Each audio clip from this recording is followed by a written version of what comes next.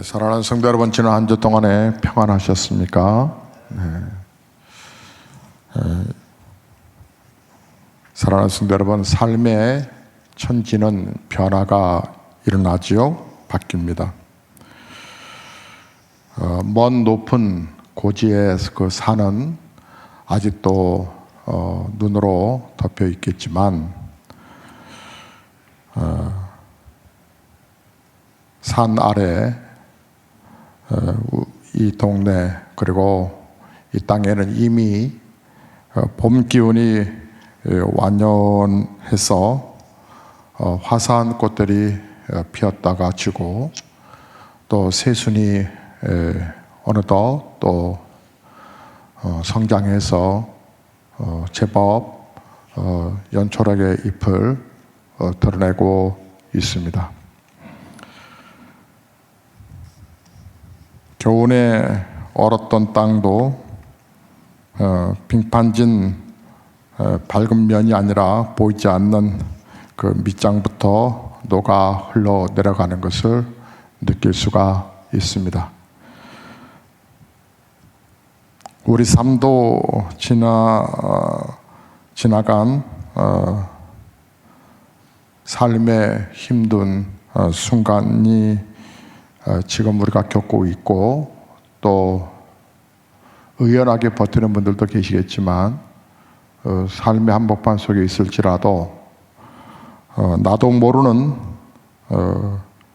그 스스로 흐르는 하나님의 은혜로 인해서 어느 순간 눈 녹듯이 우리 삶의 굴곡진 면도 평탄하게 하나님께서 하나님의 방법으로 풀려진다는 것을 저희는 믿습니다. 사랑하는 성도 여러분, 피어나는 꽃들을 바라보며 특별히 그 여러분 교회 앞마당에 그 앞면에 자그마한 동산이 있는데 그 동산에 개나리가 만발해서 얼마나 화사함을 전해주는지 모릅니다. 그 개나리꽃의 화사함을 바라보며 삶이란 시련, 그 아픔을 거쳐서 더욱 단단해지고 어려움을 알기에 그래서 우리가 더 겸허해지고 감사를 알기 때문에 더 수려해진다라고 하는 것을 생각을 하게 합니다. 만물이 새 기운을 얻는 봄은 되었지만 아직도 삶의 그 깊은 미망 속을 헤매이는 환경 속의 답답함을 우리는 부인하기가 참 어렵습니다. 나아가 때로는 꽃이 피기 때문에 어쩌면 더 슬픈 이도 있을지 모르겠습니다. 삶이란 때로 다른 이가 웃을 수 있을 때 웃지 못하는 내가 더 가슴 아프고 또 버거울 때가 있다는 것도 보아야 합니다. 하지만 봄의 훈풍은 겨울에 아무리 차가운 매서움과 또 강력함이 조속으로 우리에게 밀어붙인다 할지라도 찾아온 봄의 그 훈풍에는 그 겨울의 강력함은 물러갈 수밖에 없습니다.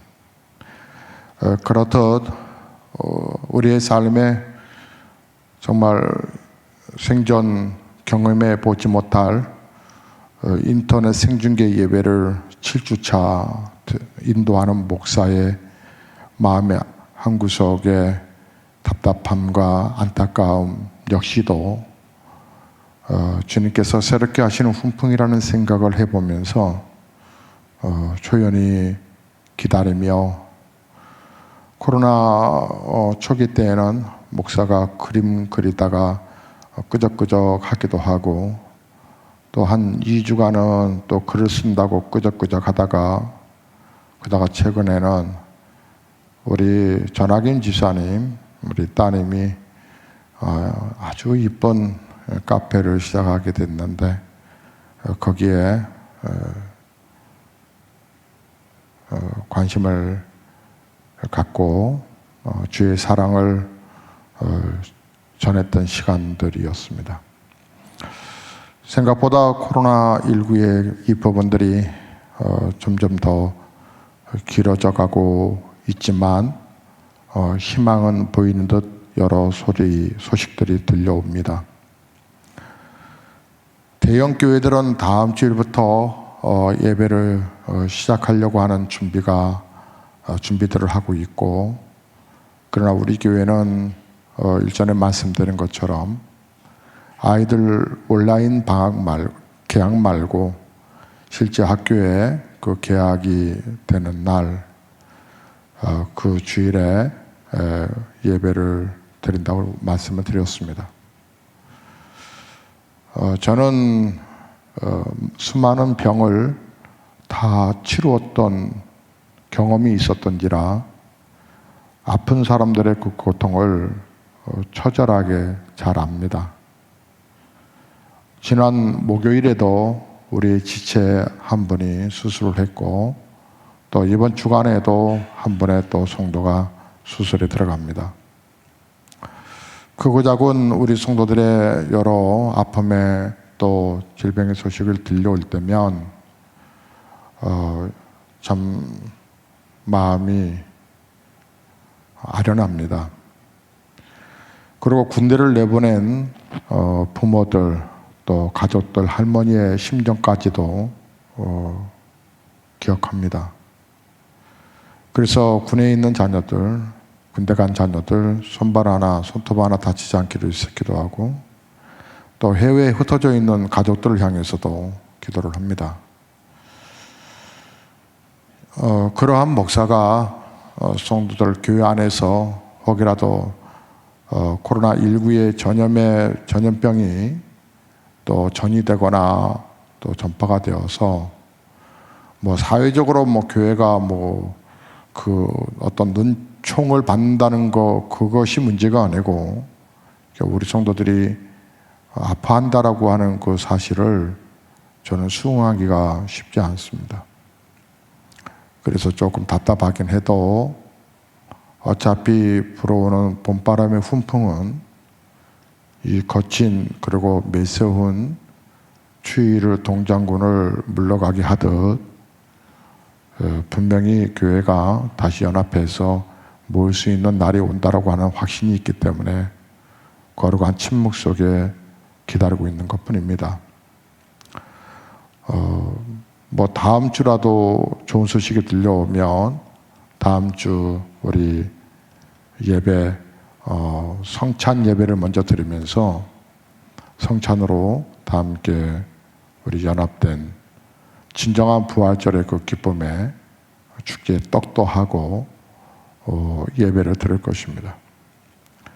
사랑하는 성도 여러분, 여러분의 개인적인 삶도 많이 힘드신 가정들도 있을 것입니다. 어떨 땐 힘이 되지 못해서 목사는 물론 기도하는 게 힘이지만 기도 외에 좀 더 접근해서 도와주고 싶은 마음들이 많이 있는데 그렇지 못할 때는 참 속상합니다. 하지만 살아계신 하나님은 우리에게 분명코 은혜를 허락하실 줄로 저는 분명히 믿습니다. 하나님의 은혜가 정말 임하시면 우리 인생의 자위적 노력과 버둥거림은 언제나 하나의 몸짓에 불과하고, 그 마음씀과 또 움직임을 능가하는 더 큰 힘이 우리를 움직이고 있다라고 하는 것을 저는 확신합니다. 사랑하는 성도님들, 우리 인생에 기쁠 것도 없고 또 바라볼 것도 없는 육신의 고통, 삶의 아픔, 실패와 결핍의 낙심, 그리도 얼굴을 붉히고도 불키우는 부끄러움도 어느 날 어느 순간 주님의 은혜의 훈풍이 불어오면 그 모든 것이 이제 다 지워지고 살아난 그 싹트고 꽃피어진 나무들처럼, 꽃잎들처럼 올해도 그러한 부활의 영광의 은혜가 분명히 임하실 줄로 저는 믿습니다. 그 어느 순간 어느 때를 하나님의 은혜로 기다리며 소중한 삶의 밭을 가꾸는 이들은 이미 그 삶의 꽃방울을 터뜨리고 있는 중이고 또 그 꽃방울은 활짝 피어날 것입니다. 그래서 목사는 기도합니다. 주님, 우리 모든 성도들이 봄꽃을 아름답다 느끼며 이 세상을 살아볼 만하다, 그래도 버겁지만 그래도 살아볼 만하다라고 하는 긍정의 고백을 할 수 있기를 주의 이름으로 축복합니다.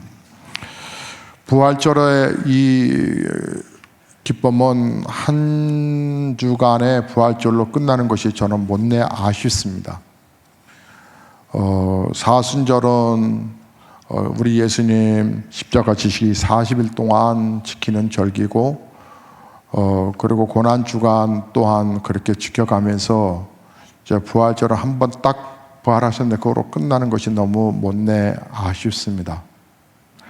그래서 목사는 부활하신 예수 그리스도 두 번째 메시지로 말씀을 전하고 있는 중인데요. 여러분, 올해의 부활절 여러분 지난주에 우리 함께 드렸지만 이전과는 전혀 다른 부활절을 우리가 보냈지요. 산과 들과 계곡과 이 자연은 다 똑같은데 추위도 지나갔고 또 세상은 점점 연초록으로 또 변했고 환경들은 따스함의 부분들을 느껴지는데 그러나 우리는 온라인 생방송으로 부활절 후 첫 번째 주일 예배를 드리고 있다는 것입니다. 참 어리둥절할 일이고 하나님의 뜻이 무엇인지 쉽게 결론 내리기가 어렵지만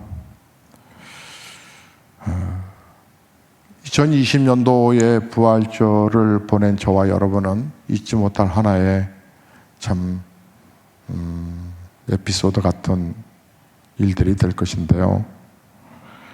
예수 그리스도께서 중요한 것은 부활하셨다고 하는 증거에 대해서 잠깐 생각하고 다음 시간으로 또 부활절 예수 그리스도, 부활하신 예수 그리스도 두 번째로 넘어가려고 합니다. 사랑하는 성도 여러분, 예수 그리스도께서 부활하셨다고 하는 증거는 수도 없이 많습니다. 그 중에 가장 강력한 증거는 제자들의 변화입니다. 정말 예수님의 그 부활이 거짓이었다면 제자들이 순교하면서까지 예수 다시 살아나셨네, 부활을 증거할 이유가 있겠습니까? 한 명도 아니고 12명 모두가 추가로 제자 반열에 올라온 마태아까지 12명의 모두 제자들이 그랬다는 것입니다. 그들이 정말 예수 그리스도의 부활을 목격했다라고 하는 부인할 수 없는 증거인데, 그러나 예수님께서 부활하셨음을 목격한다고 해서 바로 부활의 증인이 되는 것만은 아닌 듯합니다. 베드로는 부활하신 예수님을 만나고 나서 물고기를 잡는 옛 직업으로 돌아갔던 모습을 보면 말이죠, 예수님께서 그 베드로를 그러나 친히 찾아가셔서 네가 나를 사랑하느냐, 내 양을 먹이라 하시며 예수님을 부인했던 죄를 다 용서하신 후에도 베드로는 부활의 증인이 되지 못했습니다. 그런데 오순절날 말입니다. 성령이 임하셔서 성령의 불로 그 예수 그리스도께서 보내신 성령을 받은 베드로가 성전에 올라가서 나면서 걷지도 못했던 그 사람을 나사렛 예수 그리스도의 이름으로 일으키는 기적을 행하기 시작합니다. 그런데 기적보다 더 중요한 것은 예수님의 부활을 증거했다라고 하는 것입니다. 이것이 바로 저와 여러분이 오늘 봉독했던 말씀의 일부분입니다.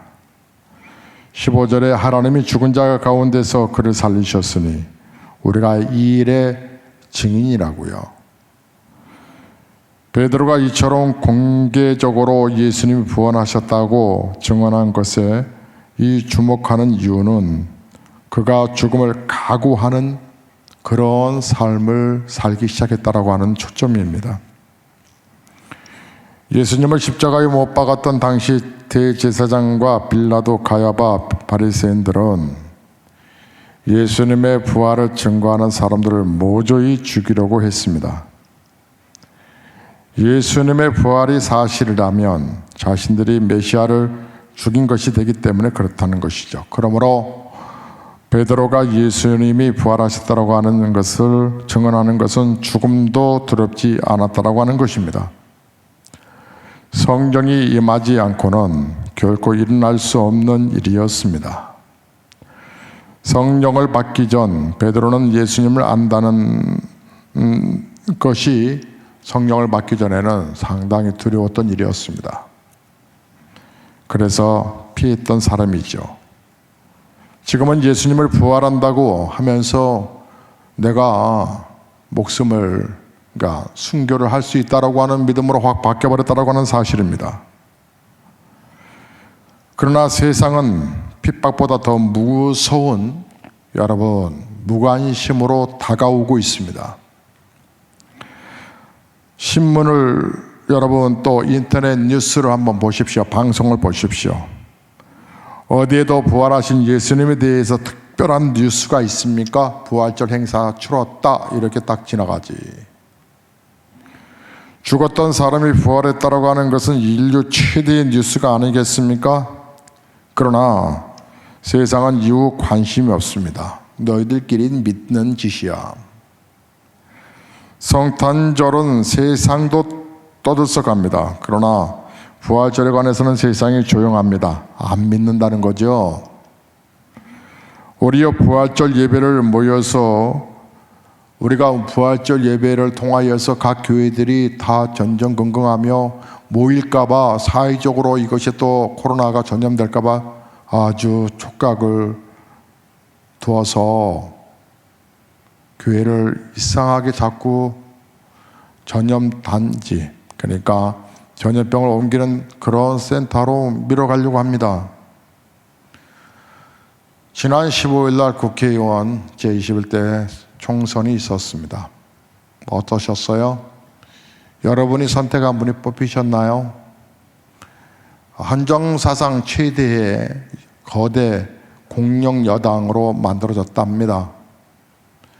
근데 그때에 여러분 각 정당들이 오후 6시가 넘어서 그들이 이제 방송 후, 그러니까 선거 후에 그 개표 결과 예측에 관한 부분을 방송을 할 때 각 정당들의 대표들이 앉아있는 꼴들을 보셨습니까? 그들이 2m 사회적 간격을 띄었나요? 우리같이 예배당의 의자 구조석에서 그들은 떠다 다 붙어 앉아 있었습니다. 얼추 보기에도 100명이 넘었습니다. 여야들도 뭐 야도 예외가 아니고 군소정당들도 예외가 아니었습니다.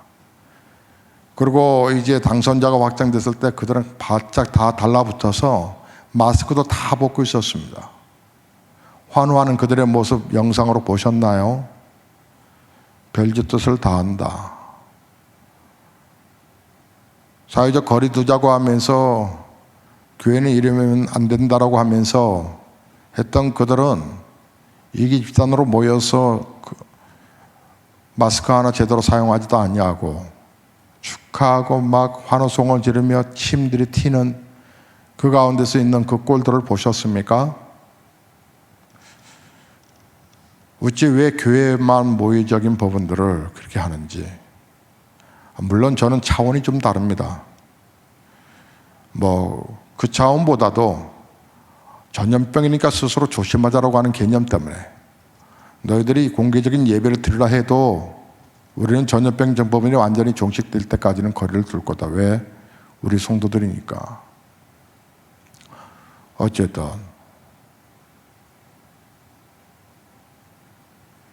교회가 교회로서의 예배, 이 부활의 감격, 이 부활절에 관해서 사람들이 관심이 있나요?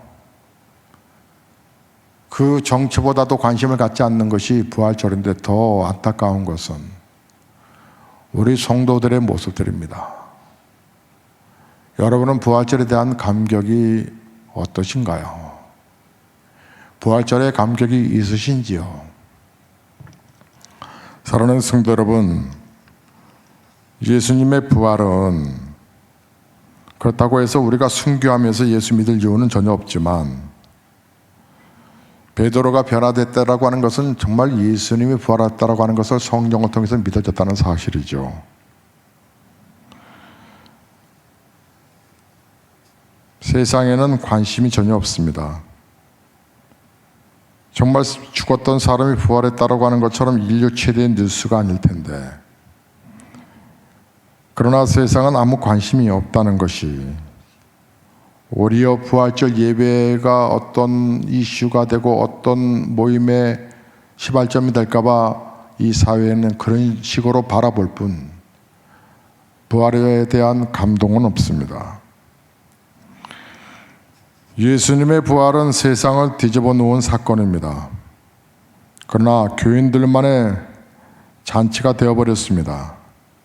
아니, 좀 더 리얼하게 얘기하면 교회조차도 진정한 부활절 예배를 드리지 못합니다. 초대교회 때는 성탄절 절기가 없었습니다. 오직 부활절만 절기가 있었습니다. 그런데 오늘날 교회에서는 십자가의 고난을 기념하는 행사는 좀 합니다. 하지만 부활절은 그냥 끝으로 그것을 끝내버립니다. 성도들의 마음에도 부활절의 부분이 지워지는 것 같아서 속상합니다. 왜냐하면 왜 그럴까 생각해 보면 부활절 지났다고 해서 특별하게 내가 변화된 게 없다, 특별한 게 바뀐 게 없다, 달라진 것이 없다라고 생각하기 때문에 그렇습니다.